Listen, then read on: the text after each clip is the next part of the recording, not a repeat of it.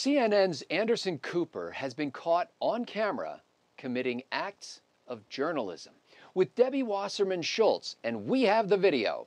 I'm PJTV's Scott Ott, joined now by Stephen Green and Bill Whittle.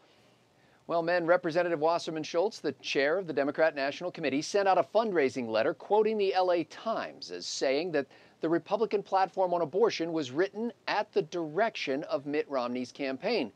But the quote was torn from its context, which actually indicated that Romney had little to no influence on the platform, and the GOP abortion statement hasn't changed much in more than a decade. So here's Anderson Cooper, caught in the act of journalism. I guess I don't understand why in a fundraising appeal you would, it seems, maybe accidentally, but you completely misquote the LA Times. You make it sound as if they're saying something that they're not saying, and you're using that as evidence to back up your position. Anderson, it doesn't matter any way you slice it. What matters, I mean, if you're misquoting the LA Times to say something they didn't say. You're saying it's proof of your position, and Anderson, it's actually not proof of your position. Email? Now, Cooper doggedly pursues this question for about 9 minutes, and Wasserman Schultz never concedes the point.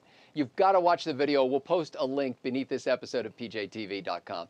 Bill Whittle, is it really fair for Anderson Cooper to treat the chair of the DNC as if she were a college freshman who plagiarized and twisted a passage for use in her term paper? It's hardly fair to college freshmen who plagiarize and twist passages to be compared to Debbie Wasserman Schultz. I don't think that's a very decent thing for you to say, Scotty, honestly. And look, I know ad hominem attacks are beneath all of us, and I grew up in Florida, and I know what humidity does to hair down there, but honestly, this woman has to win the Marcia Clark Award for the worst hairstyle from a public figure in the entire decade. With all of that said, she is simply, all of the Obama campaign has come down to this, right? This is the Democratic strategy, is to gin up these lies and this giant story about Mitt Romney. He's a vampire, he's a this. I guess when you're saying that Mitt Romney is opposed to abortions, what does that make you? Does that make you a crusader for living people? I don't know. They're going to find some way to demonize that too, undoubtedly. But this is their strategy, and the great thing about this thing with Wasserman Schultz is the fact that it shows you just how bankrupt, intellectually bankrupt, put the morally bankrupt, that's obvious on its face, but just how intellectually bankrupt it is. It's like them having to make, remember back a couple years ago when they had those liberals that were going to make up racist signs to take to the Tea Party to show how racist the Tea Party is because the Tea Party didn't have any actual racist signs? When you have to lie about somebody's position to make the only point that you can make to get elected, you're in deep, deep, deep, deep, deep trouble. Well, Stephen Green, you watch a tremendous number of TV interviews as you prepare for your show, Hair of the Dog, here on PJTV. Is this standard operating procedure for how TV journalists treat left-wing politicians? And if not, what's happening here? Yeah, no. I mean, Anderson Cooper committing journalism. I want you to think about that for just a sec. Is there nothing, is there no depth to which CNN won't sink just to try and improve their ratings? Yeah, all right. Have you no shame, expect sir? that kind of thing now and then from the Wall Street Journal, maybe sometimes on Fox News. I've even seen, this is going to get you, I've even seen my local TV stations performing this journalism, as you call it. But to see this kind of thing on CNN, they're better than that.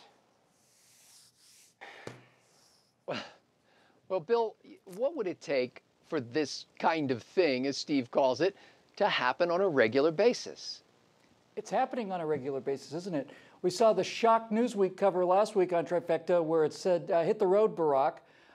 We're starting to see things like Jake Trapper saying, don't be a stranger when the president does a press conference every 3 months, and now he's doing interviews with Glamour magazine. That's the big get.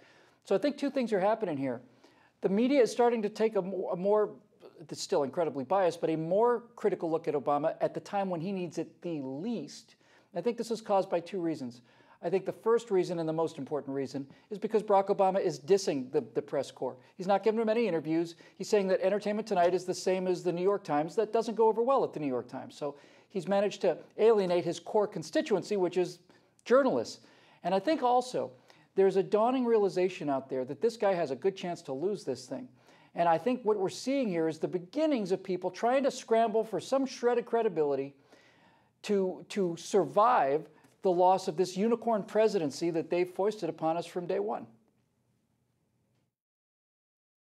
Well, Steve, is it a promising sign or sheer irony that the Anderson Cooper segment we just watched is called Keeping Them Honest? Neither. I think Bill might be onto something with this shred of credibility thing. Because we've seen this kind of thing play out before. They'll start off doing pretty much what the title promises, I guess. You got to bring in those viewers. But over time, eventually Obama's going to be gone, or eventually he will cuddle back up with the press. You never know which. But one of the two will happen, and instead of keeping them honest, it'll be keeping Republicans honest and letting the Democrats do what they do. It's not going to become irony. It's going to do what it always does and descend into parody. Well, I have to confess that I did this whole trifecta just so I could watch that video clip again. But it's not because I like to see a leftist wallowing in her own effluent, but because I love to watch a journalist pursuing the truth. You know, when I was in college, I took an ethics class. About half of us were journ students and the other half public relations students. We had to discuss thorny ethical questions. The journ students would agonize over how to make the right choice, while the PR guys wondered, why all the hand-wringing? I thought that real journalism was more than just conveying accurate information or presenting both sides of an issue. It's about portraying what's true and fighting the good fight against those who would cloak deception in a patina of plausibility. But if no truth is worth fighting for, then journalists are merely ambitious entertainers, and we, the viewers, mere suckers. Thank you, Anderson Cooper, for awakening the dream of my youth and showing your colleagues the truth matters. For Bill Whittle, Stephen Green, and the entire Trifecta crew at PJTV.com, I'm Scott Ott.